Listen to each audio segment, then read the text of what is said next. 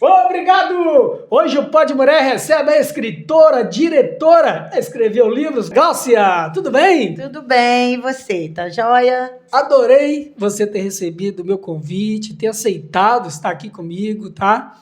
Mas conta um pouquinho a sua formação acadêmica, do que você faz aí para os nossos inscritos. Fique à vontade. Eu fui escolhida, né, para trabalhar com criança, com famílias. E desde criança, né, 9 anos de idade, eu já pegava as crianças da rua e brincava de escolinha no quintal da minha casa. Então, assim, a minha mesa, a cadeira das crianças era tijolo, a gente fazia uma salinha de aula ali, com 9 anos. Eu comecei, assim, pegando as crianças. E aquilo ali era todo dia. Ia dando a aula da escolinha da tia Gláucia. Então, as crianças iam tudo lá para casa. Com o passar do tempo, eu fui crescendo, eu comecei a dar aula particular dentro da minha casa. Eu comecei já a empreender com 12 anos. Uhum. Então, com 12 anos, eu comecei a dar aula particular. Por quê? Os pais, eu ia brincar de escolinha, os pais mandavam o dever das escolas para mim fazer com as crianças. Uhum. Eu falei, uma boa ideia. Comecei a fazer aula particular, ia cobrar, ia ganhar um dinheirinho. Olha, Comecei que legal. desse jeito. E eu sempre falava, eu vou ser professora, vou ter uma escola. Eu sempre falava isso, desde criança. Desde criança. Eu não me conheço sendo outra coisa, fazendo outra coisa. Hoje você, na sua formação, você é escritora e professora, diretora. Exatamente, empreendedora. Empreendedora, né? Uhum. A gente vai voltar um pouquinho nesse assunto depois, mas eu queria conhecer a Gláucia Pessoa, né? Você é casada, né? Casada. Tem a Maria, que está aqui no estúdio com a gente. Minha filhota, minha a caçula. filhota está ali, né? Preparada para ir para faculdade, universidade. Exatamente. Mocinha grande, linda. Vamos lá. E aí você casou, né? Teve filhos. Você mora onde? Aonde aqui em Eu Muriaé? moro no bairro Santana. Desde que eu me entendo por gente, não, porque eu sou de BH, né? Uhum. Eu vim de lá, ia fazer 5 anos. Olha. Aí eu morei no Dornelas, aí depois a gente foi para o Santana, e eu conheci meu esposo lá, e casei e moro lá, no Santana até hoje. E daí você começou, aí quando você foi estudar, você formou em qual faculdade? Na FASM. Na FASM. Eu fiz a FASM, e depois eu fiz gestão também de negócios, mas aí já foi online, né? Na verdade, 2 faculdades e pós aí várias, né? Que aí eu fiz psicopedagogia, eu sou educadora parental formada, a formação da PDA Internacional, que é dos Estados Unidos. Fui para São Paulo fazer esse curso de educadora parental, que eu acredito que, como a gente lida com famílias, com criança, com gerações, já nasceu em mim, sabe? Uhum. Trabalhar com isso. Eu falo que eu amo demais trabalhar com as famílias lá da escola.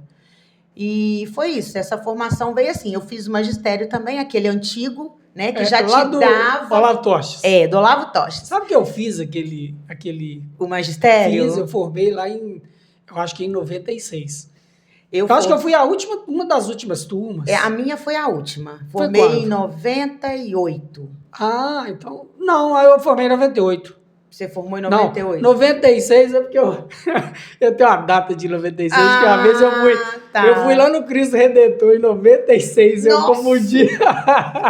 Eu tava falando foi em 98, foi a última turma do magistério. Foi a última turma, não foi? Eu fui nessa turma. Eu lembro eu sou dessa turma. Olha aí. Quem sabe nós estamos lá no álbum, hein? Tá vendo? Eu tinha tanta gente na época. Muita gente. Formava. E quem formava no ensino médio naquela época tinha um gabarito bom, né? Sim, se você já saía profissionalizado, não, tomava né? pau. A gente naquela época, rapaz, não fazia o tintim por tintim, não, você tomava pau. Quem está nos vendo aí, que é da nossa faixa etária aí, vai saber o que a gente tá falando, né? Exatamente. Mas naquela época a gente não passava sem saber. Não passava. E daí você foi fazer a faculdade, né? Fui fazer a faculdade.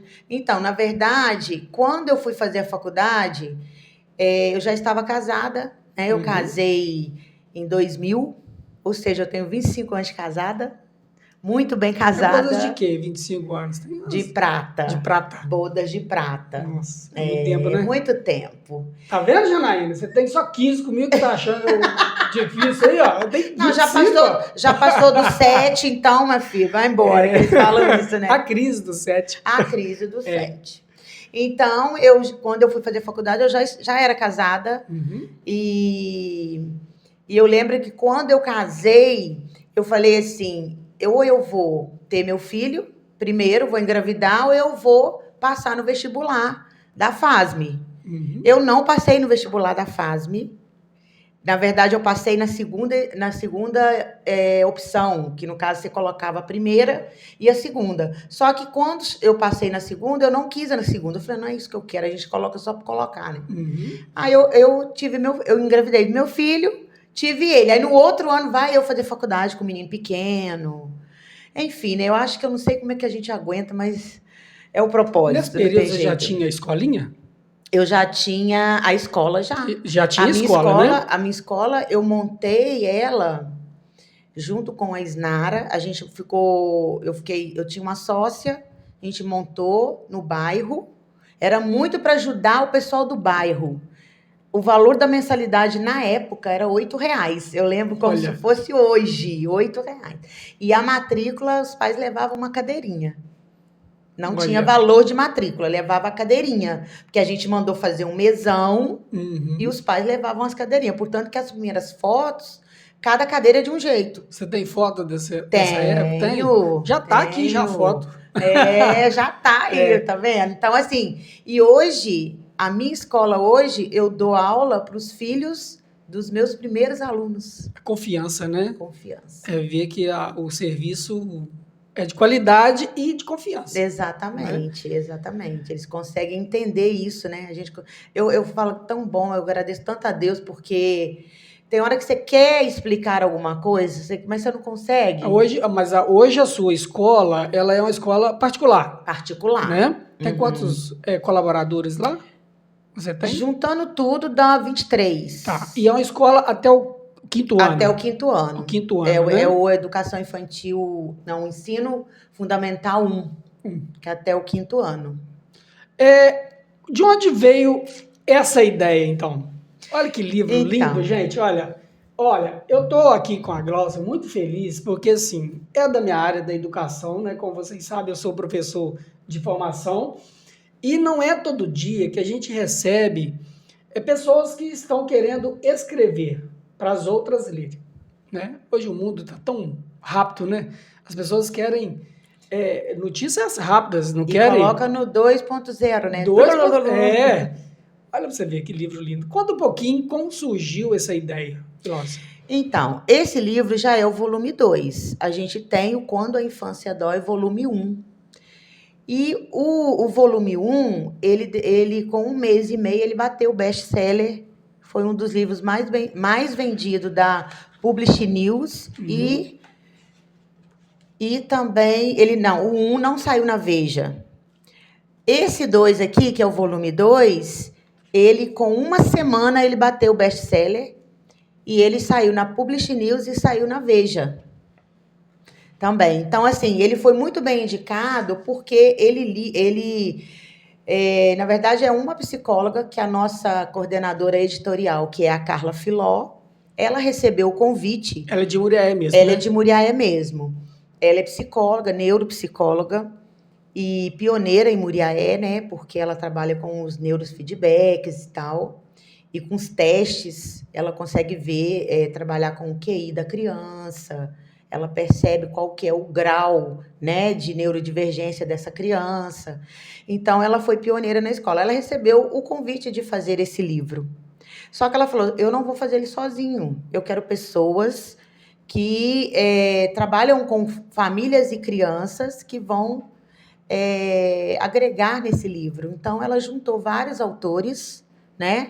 E eu falo que é do Brasil. A gente tem autor da Bahia, de Curitiba, a gente tem Santa Catarina, a gente tem de Miradouro, a gente tem de Juiz de Fora, a gente tem de Carangola. Então, assim, a gente tem um lugar que a gente foi, lá eu encontrei uma aluna minha, e ela já era mãe. Olha. Ela já era mãe, já tinha 2 crianças. Meu Deus, esqueci o nome da cidade. Maria, você lembra? Enquanto você lembra, deixa eu te falar, da criança atípica hoje, quando o pai ou a mãe pega esse livro e lê, ele consegue por ele si só diagnosticar esse filho? Então, a gente costuma dizer assim, existe um parâmetro, existe uma agenda onde as pessoas têm que tipo que ir igualando para ver se aquela criança entra naquela agenda, para ver se aquela criança entra naquele patamar e tudo. Isso é só um profissional que consegue fazer, né? Que a gente sabe que eles estudam muito. Esse livro, ele é um manual. Ele vai te direcionar para que ajude no máximo essa criança. Então, você vai ler aqui, vamos supor, um capítulo que fala sobre crianças que estão atrasadas, ainda não leu, né? Não consegue ler, por exemplo. Você vai começar a falar, poxa, meu filho, ou meu sobrinho, ou fulano também está desse jeito. Né? E ele vai começar a ler, ele vai lendo, até ele sentir o desejo de procurar saber o que está acontecendo com aquela criança. Aí ele tem que procurar um profissional. Mas o caminho tá aqui, entendeu? É um manual onde vai instruir as famílias o que fazer. Um comportamento, uma dificuldade de leitura. Quantos anos que por exemplo, você tem uma escola que atende até o 5º ano. Sim. Com quantos anos que você observa que um menino já começa a ler, ou um menino ou uma menina, já começa a ler ali? Então, algumas coisas. Ler normal. A gente fala que vira a chavinha, né? Então, a criança, eu tenho lá o período 2, que é criança de 5 anos, que termina com 6. Né? 80% da sala já estão lendo, já lê. Né? Já reconhece tudo. Existe um trabalho muito minucioso por trás disso. Né? Eu tenho pais que chegam lá com a criança de 2, 3 anos e a preocupação é, meu filho vai ler, meu filho vai reconhecer palavrinha, ele vai aprender a falar o nome. Aí eu falo, calma, não é esse o nosso objetivo agora. Você tem várias outras coisas que você tem que trabalhar. Percepção, coordenação motora fina e grossa, lateralidade, a estratégia de resolver problemas, o convívio social. A educação infantil é para isso. Ela não está ali para fazer a criança ler. Né? Então, assim, às vezes você tem um degrau para subir, você pula ele e vai para o 3º. Então, eu falo, calma. Portanto, eu tenho pais que falam assim, eu acho que eu não vou deixar meu filho continuar, porque tudo que ele já sabia é o que a escola está trabalhando. Aí, eu tive um pai específico, que eu sempre conto esse exemplo, né? Essa experiência. Ele falava assim, Glaucia, veio do de 2 anos, já está no de 3, mas tudo que ele aprendeu está a mesma coisa. Eu falei, tá. Mas ele já sabia o número de 1 a 10. Ele sabia cores, ele sabia. Eu falei, tá bom, seu filho pega uma tesourinha e recorta? Aí ele falou, não. Eu falei, exatamente. Exatamente. Tem uma ligação, né? Para tudo. Tá tudo errado. Porque o movimento da mão, você não tem noção do poder que é escrever. Isso manda sinapses para o nosso cérebro, onde aquela criança ela vai entender o processo. Ela não simplesmente vai virar um robô, né? De copiar ali, mas ela vai entender o que ela vai estar fazendo. Mas antes dela pegar num lápis, ela precisa recortar, ela precisa brincar de massinha, ela precisa rasgar papel, ela precisa montar aquelas peças. Existe um processo. E a gente fala muito isso com os pais. Aí, quando dá 5 para 6 anos, as crianças já começam a entender os sons das letras, né? Porque primeiro a criança, ela reconhece a letrinha e depois ela começa a ler. Então, o que acontece? Com 6 anos para 7, ela já tem que estar interessada e já lendo palavrinhas bem simples. Os pais aceitam não é diagnóstico, um direcionamento para os filhos nessa idade, nesse período ali de escola para um especialista? Então, Eles aceitam bem isso? hoje eu posso te falar que a gente deu um salto muito grande, mas eu já perdi muitos alunos por causa disso. De você Da gente tentar falar, chamar auxiliar a para família? conversar e tudo, e os pais não aceitam e não fala, né? Que não aceita, isso não existe e tal, mas dá alguma desculpa. Porque Meu filho uma pessoa tem um grau, né? tem Que um às vezes o grau. pai não aceita o grau do que o seu filho se enquadra. Hoje Seria está assim? muito bem hoje está bem assim aberto. Em todos os lugares você consegue ler sobre isso, de crianças atípicas, crianças neurodivergentes. Antigamente eu acredito que o sofrimento era bem grande. Eu já passei por isso.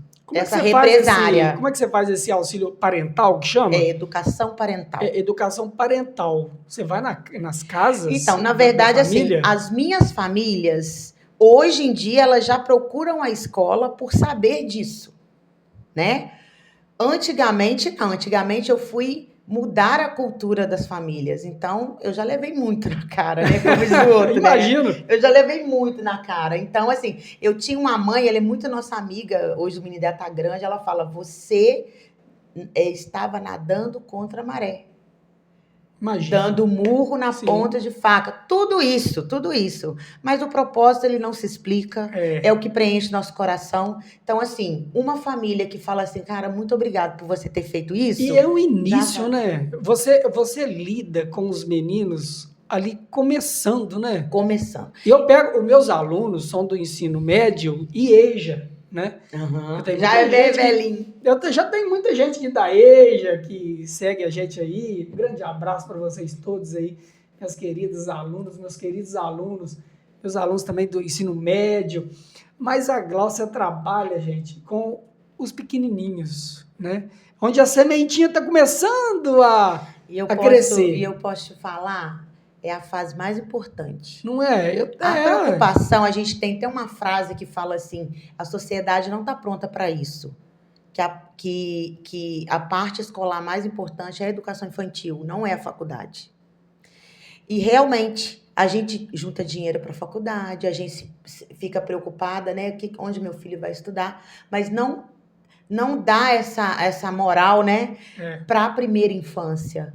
E esse livro é isso, a primeira infância, que é a base de tudo, sabe por quê? A primeira infância, ela é o chão que você vai pisar o resto da sua vida. Você sabe que eu tenho uma aluna na EJA, está no ensino médio, na EJA. Não vou falar o nome dela aqui, mas ela está na EJA, no ensino médio, e ela tem muita dificuldade, assim, quase 90% de ler. Sabe por quê? Porque ela não escuta. E não sabiam. Ela é surda. Entendi. E ela, agora que conseguiram uma professora apoio para ela, ela teve vergonha, ela falando com a professora, a Flávia, professora de Libras, né? E trabalha com ela lá, de professor apoio, e ela contou do jeitinho dela, né? Como que é constrangedor. Às vezes a pessoa tem alguma situação atípica, né?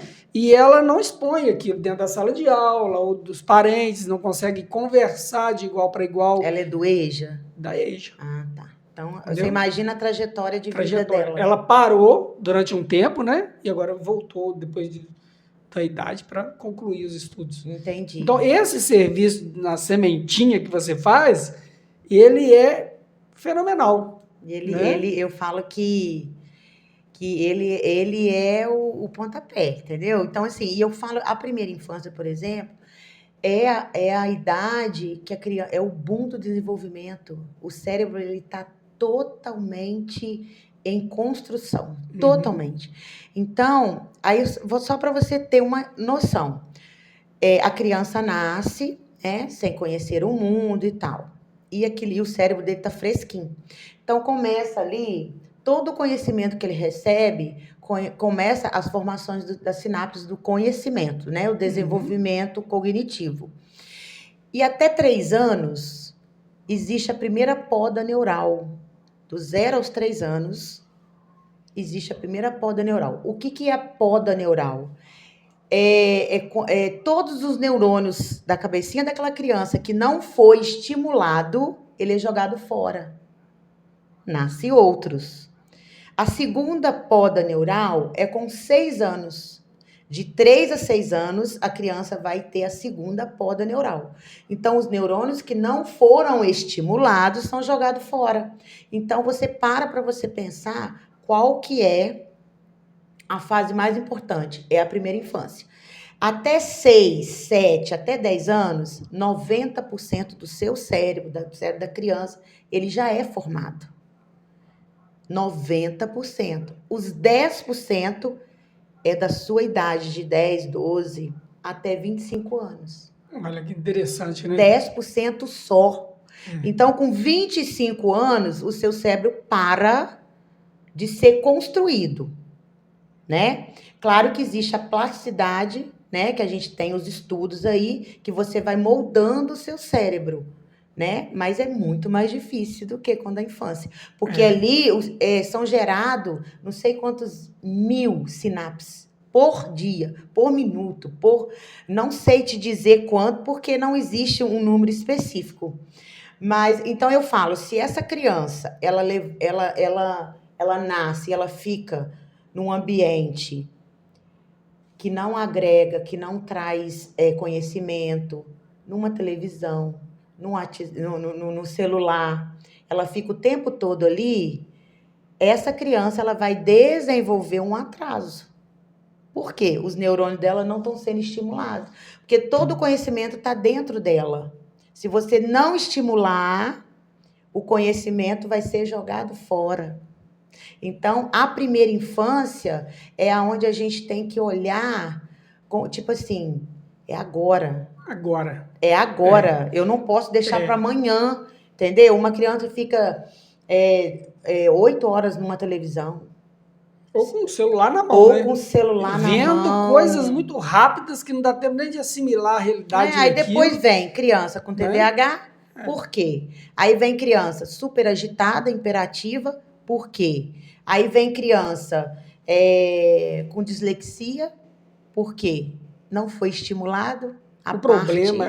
Um dos problemas também que eu percebo, eu acho que muita gente percebe, né? Que os pais trabalham muito, deixa tudo por conta da escola também, e às vezes não tem tempo nem de seguir o conselho de quem está com o menino ali brincando o tempo todo ali na sala de aula, ali vendo o comportamento dele.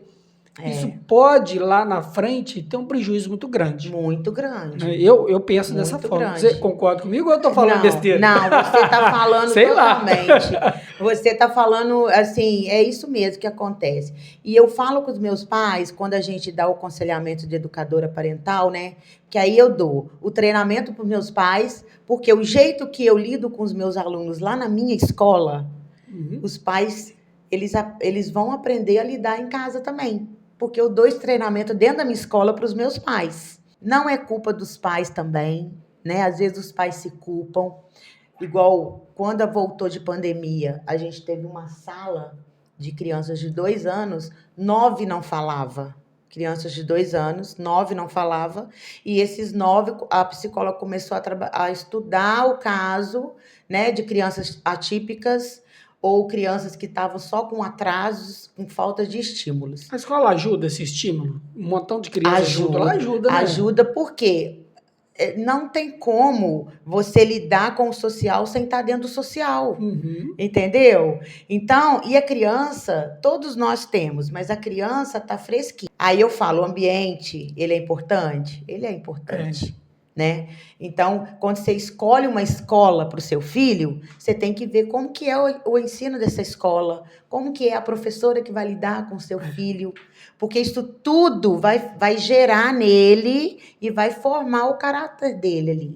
Até na época da nossa faculdade, eu espelhava tanto lá na FASM, porque tinha um ar de respeito, né? Respeito. Quando a irmã Cristina Chegava, então. passava, cara, eu gostava, gosto, vou falar gosto tanto da irmã Cristina, porque para mim ela faleceu, foi uma você verdadeira sabe. mãe. Ela faleceu, sei. mas ela fez muito. tanto por mim lá Ela na fez faculdade. por mim também. Ela fez. E os outros falavam assim, nossa, ela era Ela isso. é Eu brava. falei, gente, mas assim, eu não tenho nada que reclamar, porque eu entendia o papel dela ali. Sim. É o limite, Ela né? deixava eu ficar no portão da faculdade do outro lado do prédio para poder eu não pagar a mensalidade.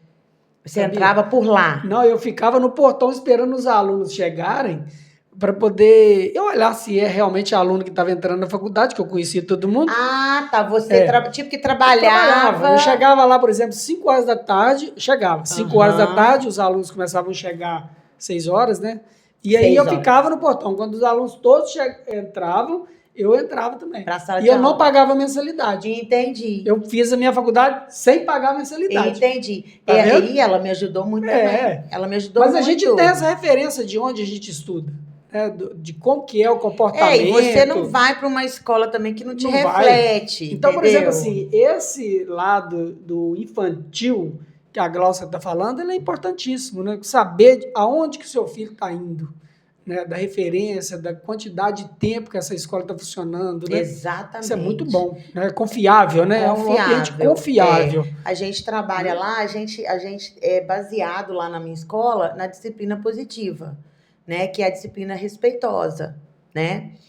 Não existe gritos na minha escola de você reprimir uma criança pelo erro que ela teve. Porque, na verdade, a criança aprende com o erro. Maria Montessori, porque a minha escola ela é montessoriana também, ela fala que o erro ele não é pejorativo, né? O erro ele é a chave para você ver onde você errou e você mudar. E a criança tem que começar desde pequenininha a entender isso. E, infelizmente, o que a gente vê? A criança erra, aí você dá logo aquilo. E quando o meu filho, por exemplo, o Henri, meu menino tem 10 anos, né? Quando ele já acostumou, que do mesmo tom que eu estou conversando com você aqui agora, eu chamo a atenção dele.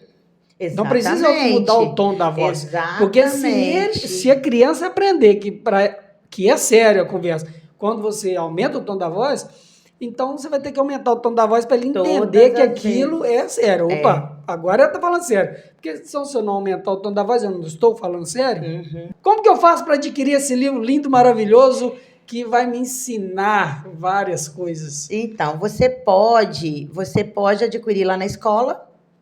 Fala o endereço da escola. Tá, Rua João Dornelas. Rua João Dornelas. 444, bairro Dornelas. É perto do Cicobi, em frente a Constru Júnior ali, a escola. Ah, tá. Toda colorida, toda coloridinha, escola Giba, colégio Giba. E você pode adquirir lá e você pode adquirir também na Amazon. Também você tá na Amazon. Você quer falar o preço? Lá. Então, lá eu não sei quanto que tá, entendeu? Mas lá na minha escola você vai adquirir ele por R$70. Se você levar os dois, volume 1, volume 2, a gente vende por 110, 100 e pouquinho assim, dependendo. Sim. Entendeu? E é um livro, assim, muito rico, sabe? Você pode cada dia ler um capítulo para você. A gente tem o Dr. Enio aqui, a Jeane da AMA. Dr. Enio fez uma sepsia no joelho do Henrique quando ele nasceu. Então, tem gente muito, assim, respeitosa aqui nos livros e gente que leva muito a sério o que a gente quer colher ali na frente. Com certeza. Sabe? Porque que essa sementinha vai frutificar. Exatamente. A foto da Glaucia aqui, ela tá bonitona, ela. Olha. Tá bonitona. Né? Mas a gente tem idade, mas a gente se cuida, né? Vamos lá. Queria agradecer muito. Você ter tirado esse tempinho para vir aqui conversar com a gente, um assunto tão interessante desse, que é o nosso futuro dos nossos meninos, né? Futuro do nosso Muito obrigado, meninos. Tá? Eu que te agradeço. Quero que você deixe as suas considerações. Pode ficar à vontade, tá? Gente, eu quero agradecer muito. Espero que vocês tenham curtido, né, o assunto. E assim, a gente deu uma pincelada, né? Não, tem muita coisa para ser falado, tem muita coisa. Mas espero que vocês tenham gostado e que ajude vocês também aí na caminhada aí de pai, mãe, família, primeira infância. Muito obrigado. É isso, eu que te agradeço. Tá bom? Obrigada. Agradeço a vocês que ficaram com a gente até agora nesse vídeo. Muito obrigado. Se inscreva no nosso canal, compartilhe o vídeo da nossa amiga Glaucia, diretora, escritora, fantástica. Tá bom? Até o próximo vídeo. Tchau, gente. Valeu. Tchau, Glaucia. Tchauzinho, gente. Obrigado.